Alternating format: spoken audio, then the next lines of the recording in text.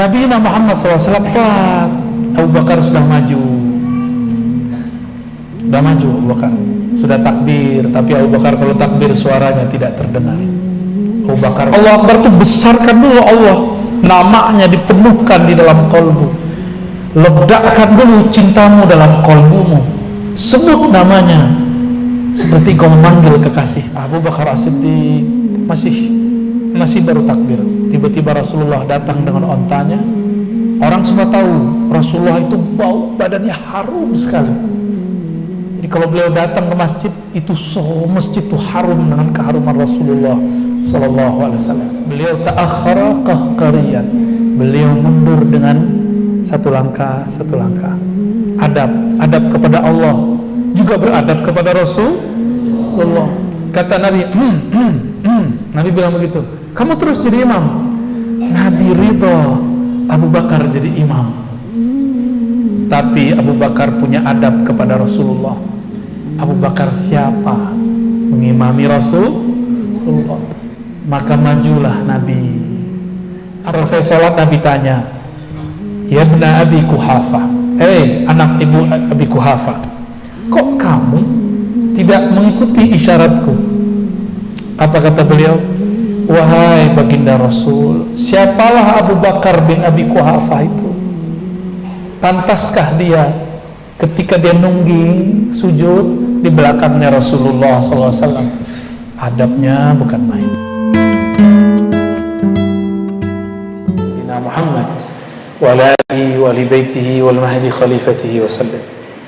Amma ba'du, Pak Kiai yang dimuliakan Allah, para asatis, semoga dalam ridha Allah Subhanahu wa taala ya. Mendadak tapi semoga berkah ya. Satu tempat yang paling saya suka di dunia itu pesantren. Paling seneng sekali, nggak tahu kalau masuk pesantren itu kayak Farhan. Tahu Farhan? Bukan nama si doi. Senangnya bukan main. Jadi setiap kali saya masuk pesantren itu kayak saya merasa pulang ke habit saya sendiri, kayak kembali seperti masa kecil. Padahal kecil saya nggak nyantri, saya nyantri setelah jadi mahasiswa.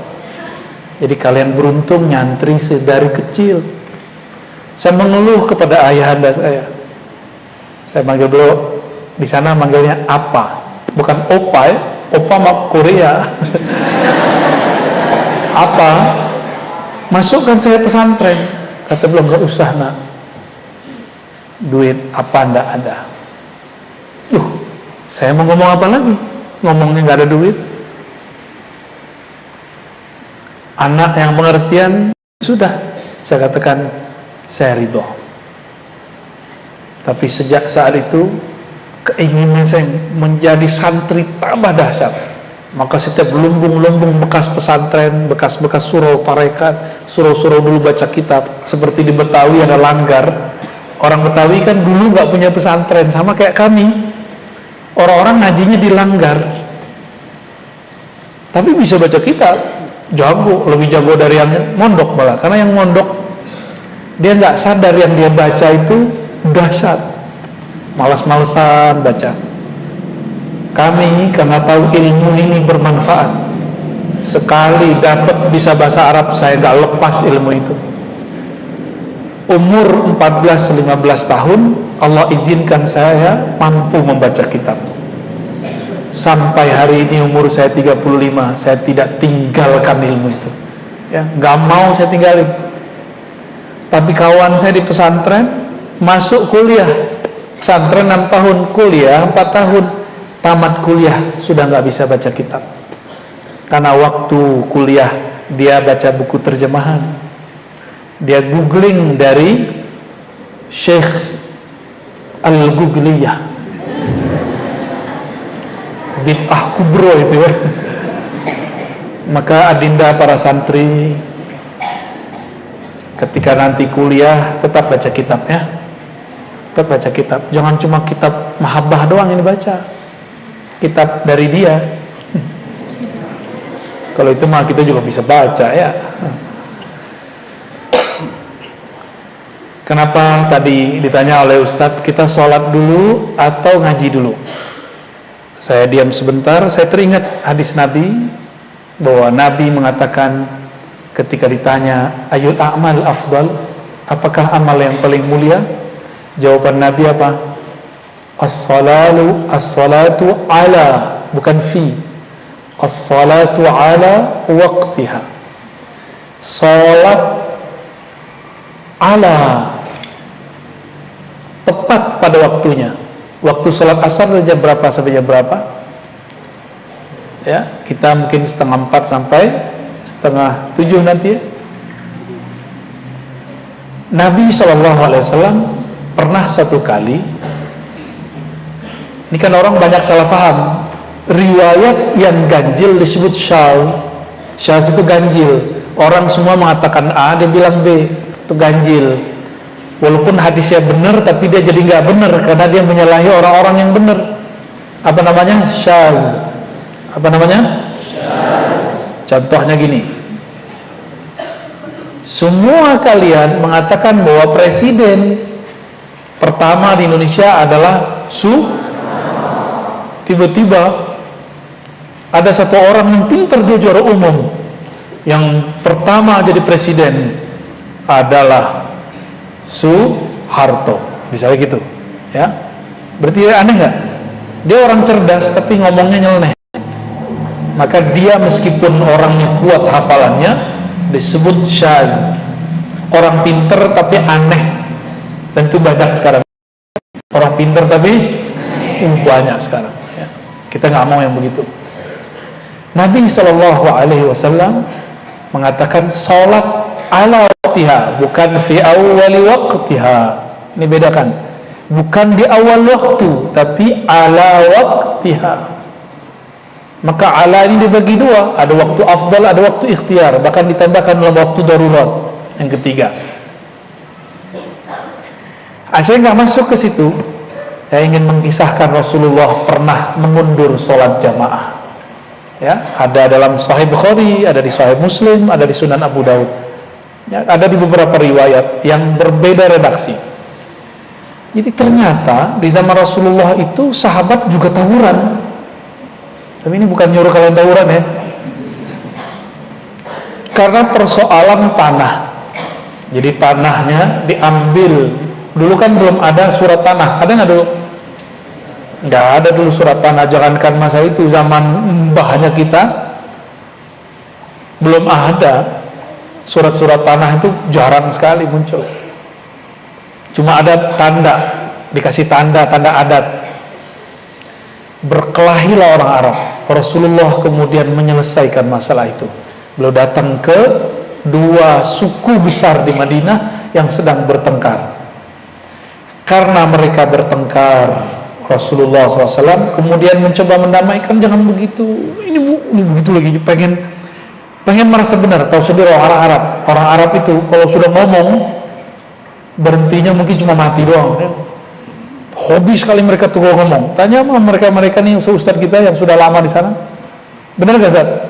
Yang pernah di sana? Yang nggak pernah, yang nggak ngerti.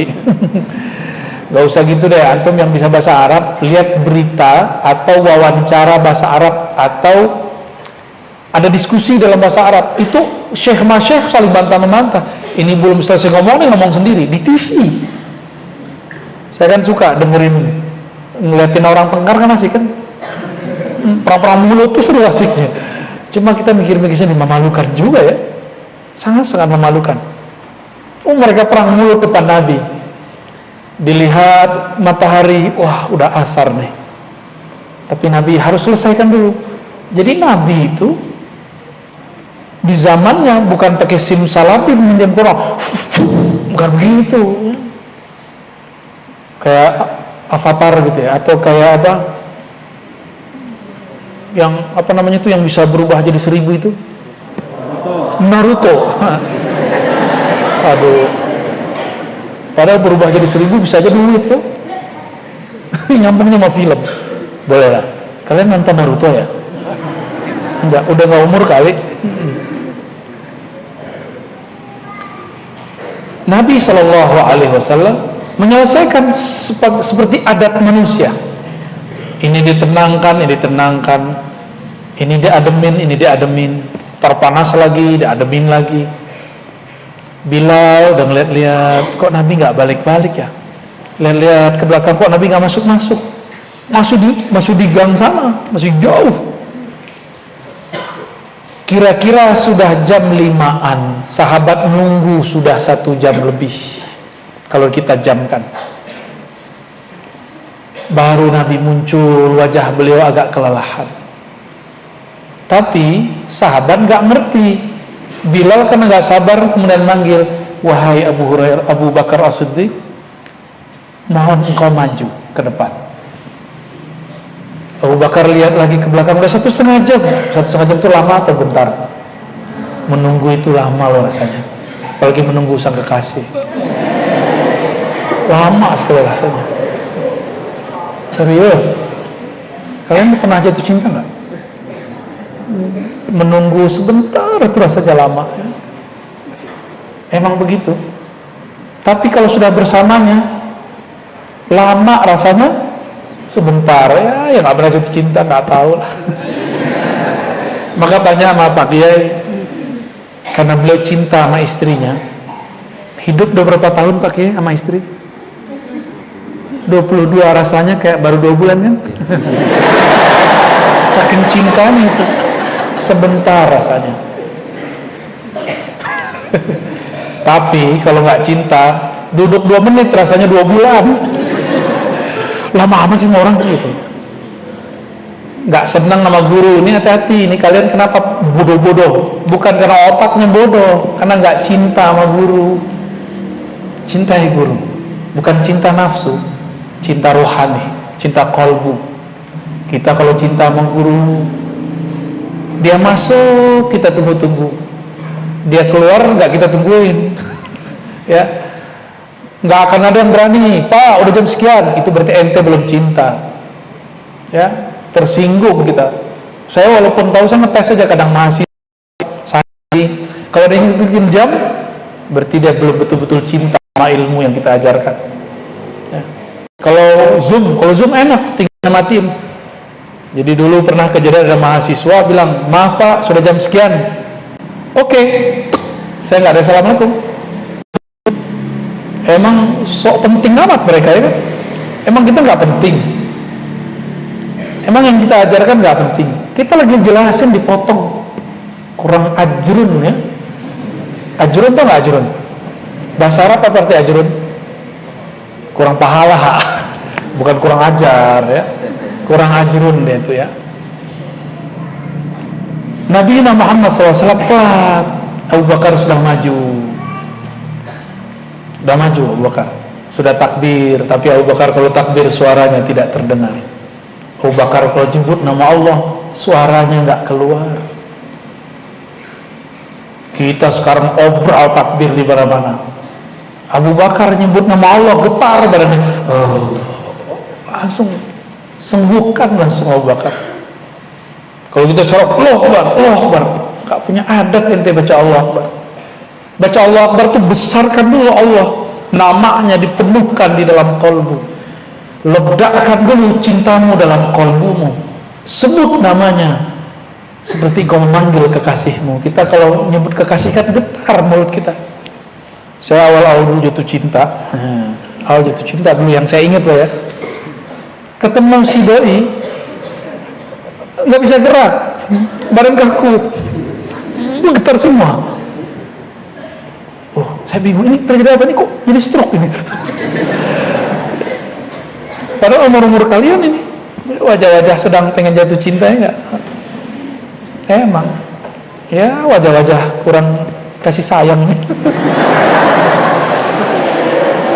Allahumma sholli ala Muhammad. Ya.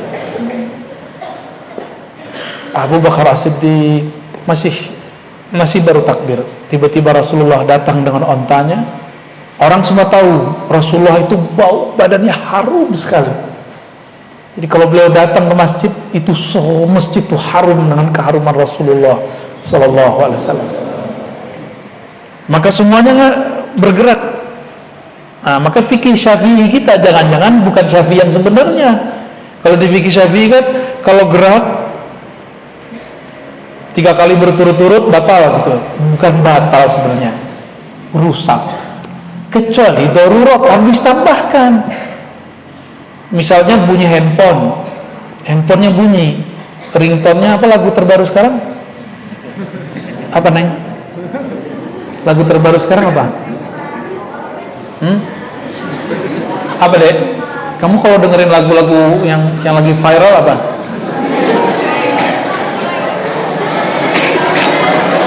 Waduh, gak sepakat deh. Apa kata dia? Tadi Bang? Gak jelas ya? Noah. Yang mananya? Hah? Yang terdalam. Oh gitu. Kayaknya ente doang tuh.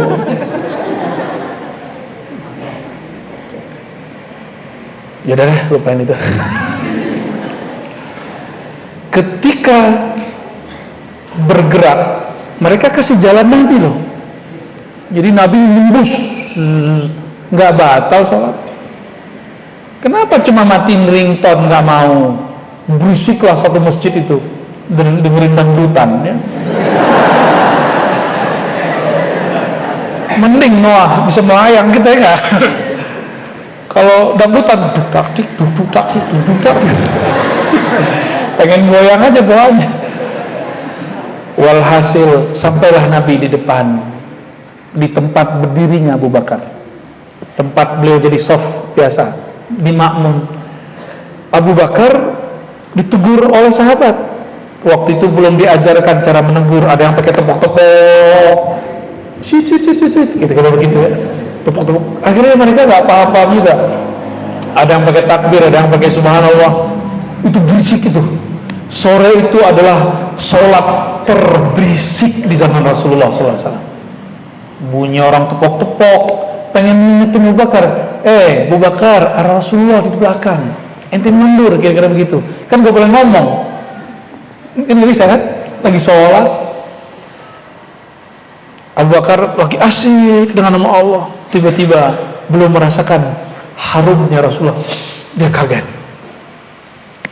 Maka dia mundur, kahkari. Mundur pelan-pelan, gak mesti 3 gerakan sekaligus. Pelan-pelan, 1 berhenti, 1 berhenti. Begitu di fikih.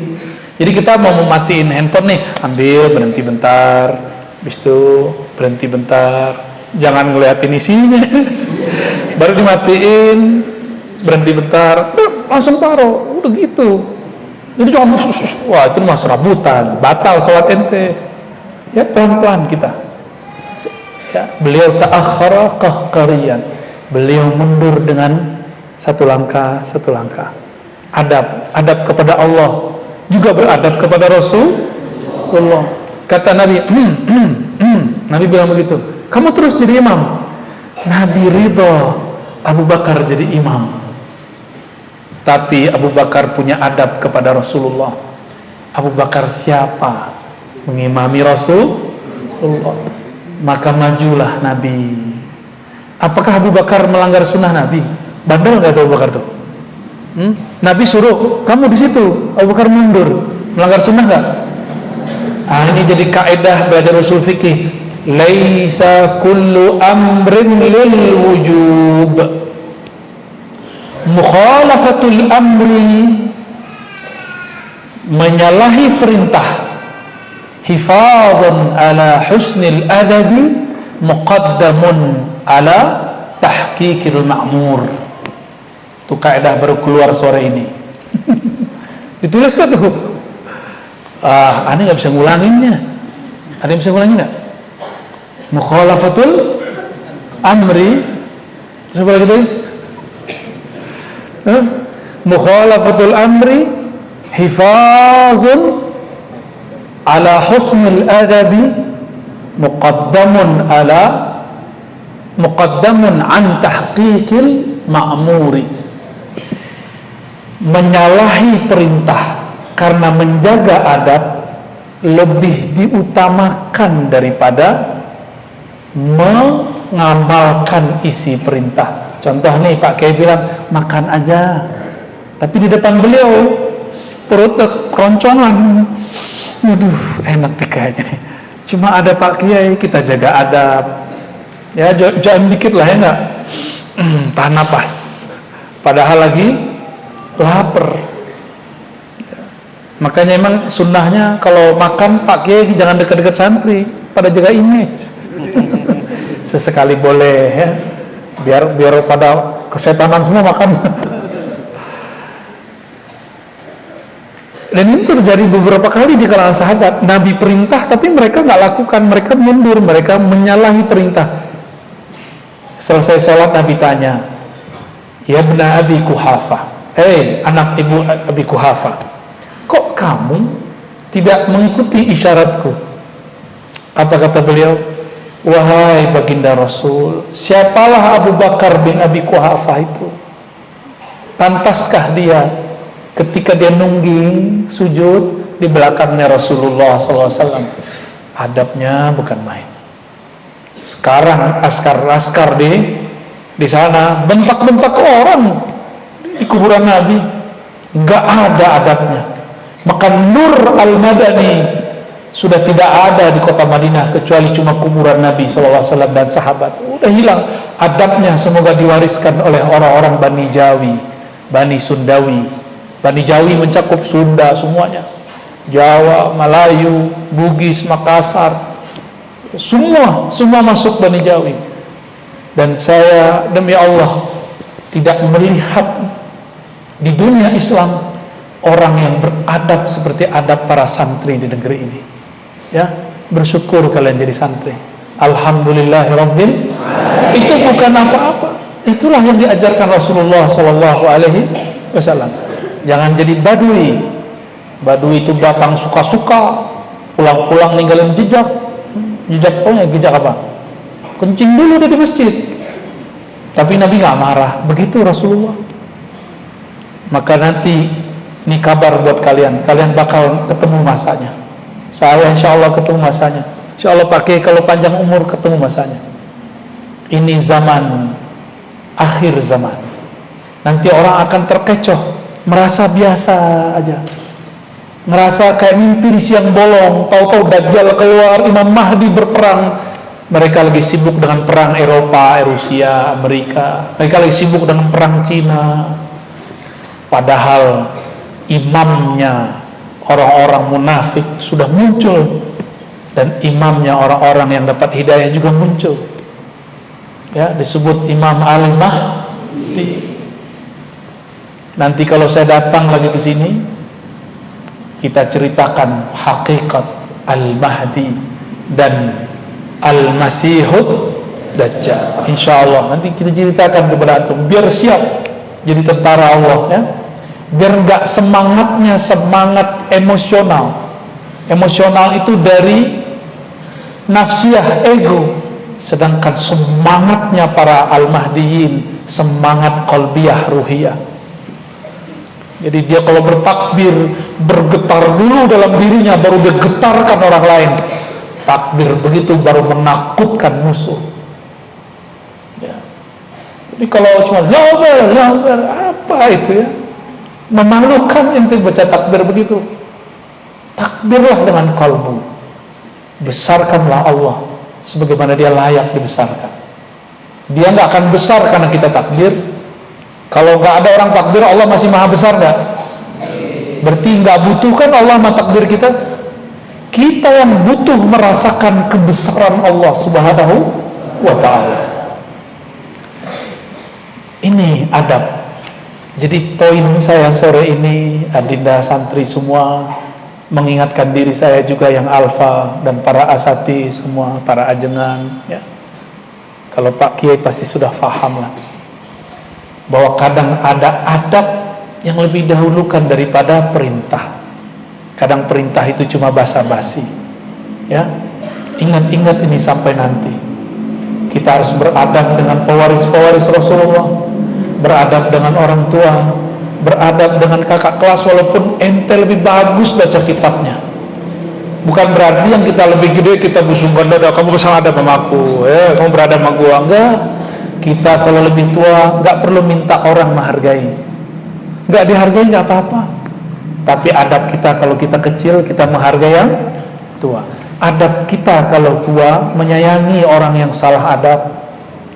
Laisa minna man lam yarham saghirana, bukan bagian dari al-Muhammadi, umat Muhammad, yang tidak menyayangi anak kecil. Anak kecil suka salah nggak? Suka salah adab. Orang tua enggak ngutuk, ente suruh adab, mati ente, enggak begitu.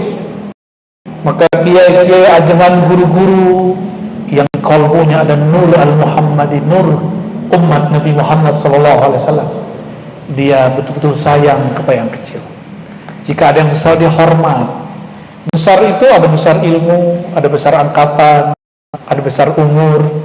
Yang dahulu ilmu, kemudian angkatan. Maka nih kalian nih lebih tua dari adik kelas, cuma dia lebih pintar. Dia kan menghormatin kita sebagai kakak kelas, tapi kita juga harus takzim kepada dia. Ente orang hebat. Dalam hati, gak usah dipuji dia. Ya, terbesar hidungnya sama telinganya. Nah, gunakanlah adab ini. Beradablah kepada pewaris-pewaris Rasulullah Sallallahu Alaihi Wasallam. Adab itu thariqat terdekat kepada Rasulullah Sallallahu Alaihi.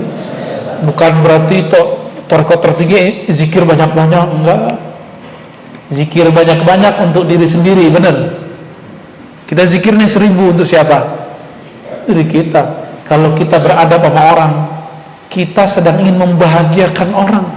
Ini 70.000 kali lipat di atas zikir. Karena kalau zikir untuk diri sendiri, kalau adab kita membahagiakan sesama muslim, apalagi yang dibahagiakan orang tua, apalagi yang dibahagiakan guru. Saya doakan yang hadir ini, santri-santri semuanya adalah orang-orang yang beradab kepada guru-gurunya, beradab juga kepada kakak kelasnya, yang kakak kelas sayang kepada muridnya, bukan sayang-cayangan ya. Itu beda lagi. Kalau ya nanti lapor sama ya mau diakapin, mukanya masih muka-muka bocil ya. Udah jam 4 ya. Ini kayaknya mau sholat jam 6 nih kayaknya. Enggak lah. Kisah kedua, habis itu kita sholat. Suatu kali Sayyidina Abdullah bin Abbas yang masih muda, seumur-umuran kalian sebagian, ada yang lebih kecil malah, bahkan beliau lebih kecil dari kalian, sekitar umurnya 12 atau 13 tahun. Beliau sedang khidmah di rumah sepupunya atau saudaranya Maimunah. Rasulullah sedang menginap di rumah itu. Dulu tidak ada air keran, nggak ada air telaga. Maka si anak kecil bernama Abdullah bin Abbas ini ngambil air di sumur malam-malam hari. Nggak takut hantu? Takut hantu nggak? Takut hantu? Yang diperintahkan untuk mengurus alam ini siapa? Kita apa jin? Ini jin denger nih, ya. Kalau antum takut, ingat aja muka saya ya. Yang disuruh mengurusi bumi siapa? Jin apa manusia? Terus kenapa takut sama jin? Jin itu nggak boleh napak di bumi, saking dia nggak punya hak di bumi. Dia kalau mau napak, dia harus naik pohon dulu, dia harus naik gunung dulu, naik awan dulu. Nggak boleh dia napak di bumi, dia sudah diusir dari tanah. Kita yang ngurusin bumi, ngapain takut? Ya? Jadi nggak ada takut gendruwo, nggak ada. Takabur nggak boleh. Nggak ada takut kuntilanak, nggak ada. Kita nggak takut dengan mereka. Mereka itu bukan khalifah di bumi. Mereka yang harus takut sama kita. Ya, kalau ada pemimpin satu negeri atau sahibulillah premannya, ya orang-orang harus tunduk sama dia lah. Ngapain kita takut sama yang kecil-kecil itu? Mereka aja nggak dikasih izin menunjukkan jasadnya. Kan jasadnya dari api, nggak diizinin sama Allah. Gimana? Mulai sore ini masih takut sama jin? Ingat muka saya aja ya, sama muka Pak Kiai. Jangan-jangan Pak Kiai diam-diam takut juga nih. Gak usah takut ya. Baca aja nama Allah dalam hati, hilang rasa takut. Kan wali Allah la khaufun alaihim walau, nggak ada rasa takut. Kalau takut belum wali. norak itu namanya ya, santri takut sama jin. Tapi sombong, santri nantang-nantang jin nggak boleh juga, nggak boleh. Kita biasa-biasa aja. Ente di alam ente, aneh di alam aneh, begitu aja. Ya, Abdullah bin Abbas ambil air nggak takut. Malam-malam Nabi bangun, Nabi SAW buang air kecil, kemudian berwudu. Nabi nanya, ini air siapa yang ngambilin? Kan kamu bukan nggak keluar dari kamar. Kata Nabi kepada istrinya, kata istrinya, tuh si dulu Abdullah bin Abbas. Nabi kemudian masuk ke ruang sholatnya, nggak gede, kecil. Jadi disunahkan di setiap rumah ada ruang sholat, walaupun kita sholat ke masjid, itu sholat sunnah. Nabi takbir, ujuk-ujuk datanglah Ibnu Abbas. Ibnu Abbas berdiri di mana? Berdiri di samping kiri. Nabi tarik supaya pindah ke samping kanan. Ketika pindah ke samping kanan, Nabi sejajarkan dengan kakinya. Ibnu Abbas langsung mundur, mundurnya pelan-pelan. Ditarik lagi sama Nabi, dia mundur lagi. Ditarik yang 3 kali, dia mundur lagi, Nabi biarin. Apakah Abdullah bin Abbas bandel? Tidak. Ya. Selesai sholat Nabi tanya, Abdullah. Kalau orang Sunda, Abdullah panggilannya apa? Dul. Dul. Kamu kenapa Dul? Lagi sholat aku tarik kok kamu nggak maju, malah mundur lagi. Nabi konfirmasi, bukan Nabi nggak tahu, Nabi konfirmasi aja. Cerdasnya anak kecil. Apa kata Sindul? Wahai baginda Rasulullah, pantaskah seorang bocah tengik kayak Abdullah bin Abbas sejajar dengan Rasulullah? Itu kata beliau. Pantaskah orang hina sepertiku sejajar dengan engkau? Adab nggak itu? Diperintah Nabi, dia nggak kerjain. Karena jaga adab, maka tidak semua perintah mesti dilakukan. Jika bertentangan atau berhadapan dengan adab. Kira-kira begitu. Lalu Nabi pegang kepalanya, Nabi doai. Allahumma faqihu fid din wa 'allimhu ta'wil. Ya Allah, pahamkan orang ini agama, akhlak. Wa 'allimhu ta'wil, ajarkan dia takwil Quran, takwil ilmu-ilmu. Takwil mutafsir bedanya, tafsir menjelaskan yang jelas, kalau takwil menjelaskan yang tidak jelas. Tafsir menjelaskan yang tersurat, takwil menjelaskan yang tersirat. Itulah ilmu Sayyidina Abdullah bin, didoain masih kecil. Maka saya doakan yang hadir, yang jadi santri di sini, Allahumma faqih kullaman yadrus fi hadzal ma'had wa yudarris fi hadzal ma'had fid din wa 'allimhu ta'wil. Amin rabbal alamin. Didoain. Makanya semua ilmu tafsir sekarang rujukannya Abdullah bin Abbas. Nggak ada lagi cuma Abdullah bin Abbas. Beliau mengajarkan ada tafsir dengan riwayat, ada tafsir dengan syair, ada tafsir dengan isyarat, ada tafsir dengan akal. Diajarkan polanya semua. Itu ajaran beliau belakangan jadi ilmu tafsir. Ustadz-ustadz kita ini belajar itu di kampus.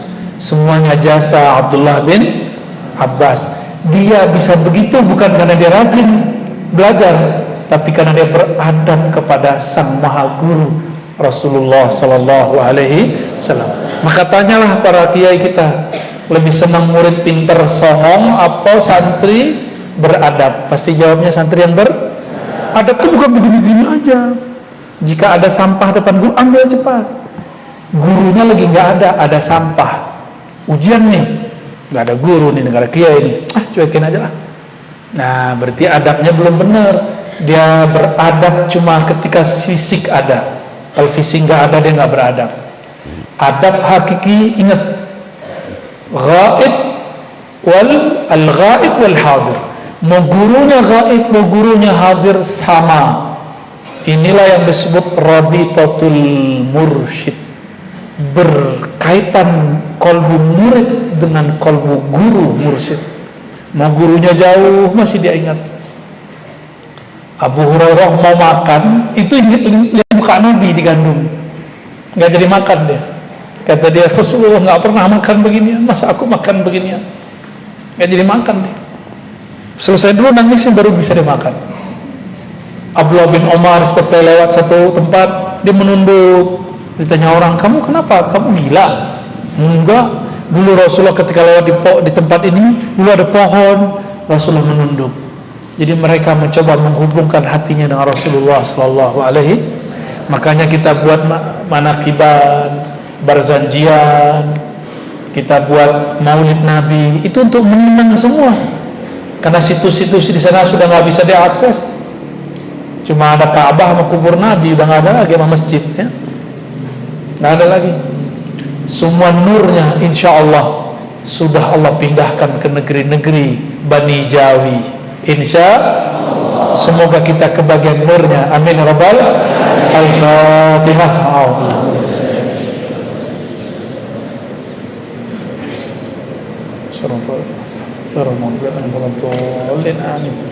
Saya mohon izin karena sholatnya qasar dua-dua.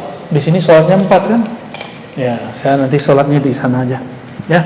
Assalamualaikum warahmatullahi wabarakatuh.